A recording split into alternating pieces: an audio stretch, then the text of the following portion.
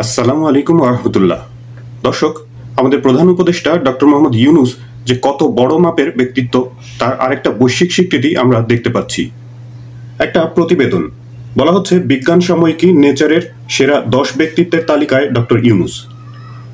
বিজ্ঞান সাময়িকী নেচার এটা আন্তর্জাতিক একটা সাময়িকী। এখানে প্রতিবেদনে বলা হচ্ছে যে আন্তর্জাতিক বিজ্ঞান সাময়িকী নেচারের সেরা 10 ব্যক্তিত্বের তালিকায় স্থান পেয়েছেন বাংলাদেশের অন্তর্বর্তী সরকারের প্রধান উপদেষ্টা ডক্টর মোহাম্মদ ইউনূস। তালিকায় তার নাম 7 নম্বরে রয়েছে। সোমবার 9 ডিসেম্বর নেচারের ওয়েবসাইটে প্রকাশিত প্রতিবেদন the revolutionary economist who become the unlikely leader of Bangladesh থেকে এইসব তথ্য জানা যায়। 2024 সালে বিজ্ঞানের অগ্রগতিতে ভূমিকা রাখা ব্যক্তিদের এই খেতাব প্রদান করা হয়। প্রতিবেদন অনুসারে তালিকায় শীর্ষে রয়েছেন একহার্ড পেইক, যাকে ফাদার টাইম বলে খেতাব দেওয়া হয়েছে। ডক্টর একহার্ড পেইক কোয়ান্টাম অপটিক্স এবং পারমাণবিক পদার্থবিজ্ঞান সেক্টরের সেরাদের একজন। তিনি লেজার কুলড অ্যাটম এবং আয়ন নিয়ে কাজ করেছেন। তালিকায় 7 নম্বরে থাকা ডক্টর ইউনূসকে নেশন বিল্ডার আখ্যা দেওয়া হয়েছে।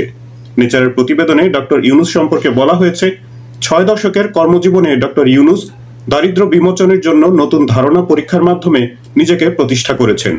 গবেষণার মাধ্যমে সিদ্ধান্ত গ্রহণ এবং অবস্থা বুঝে সমস্যার সমাধান করা ইউনূসের কাজের মূল ভিত্তি।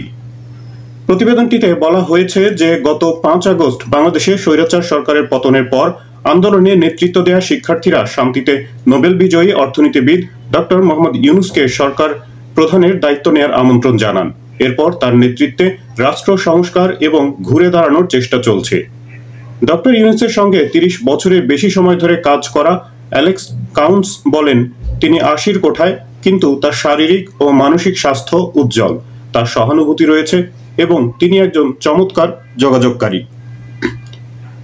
ব্রিটিশ শাসিত চট্টগ্রামে জন্ম নেওয়া ইউনূস 1960-এর দশকে যুক্তরাষ্ট্রে যান এবং পরিবেশগত অর্থনীতির অন্যতম প্রতিষ্ঠাতা নিকোলাস জর্জেস্কু রোগেনের অধীনে পড়াশোনা করেন।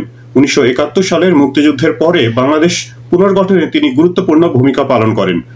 1970-এর দশকে তার যুগান্তকারী উদ্ভাবন ক্ষুদ্র ঋণের মাধ্যমে তিনি দেখিয়েছেন সঠিক ব্যবস্থাপনা থাকলে ক্ষুদ্র ঋণও কিভাবে সমাজের সবচেয়ে দরিদ্র অংশের জীবনে পরিবর্তন আনতে পারে। পরে 1983 সালে তিনি গ্রামীণ ব্যাংক প্রতিষ্ঠা করেন এবং একই সঙ্গে দারিদ্র্য দূরীকরণে একটি বৈশ্বিক আন্দোলন শুরু করেছিলেন।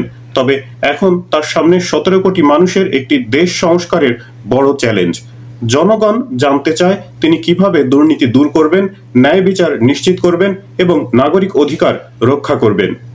যুক্তরাষ্ট্রের ইয়েল ইউনিভার্সিটির অর্থনীতিবিদ মুশফিক মুবারক বলেছেন, আগস্ট অভ্যুত্থানের আগে বাংলাদেশের পুলিশ, নাগরিক সেবা, বিচার ব্যবস্থা, অনেক বিশ্ববিদ্যালয়, এমনকি ব্যাংকগুলো শাসক দলের বর্ধিত অবয়বে চলে গিয়েছিল।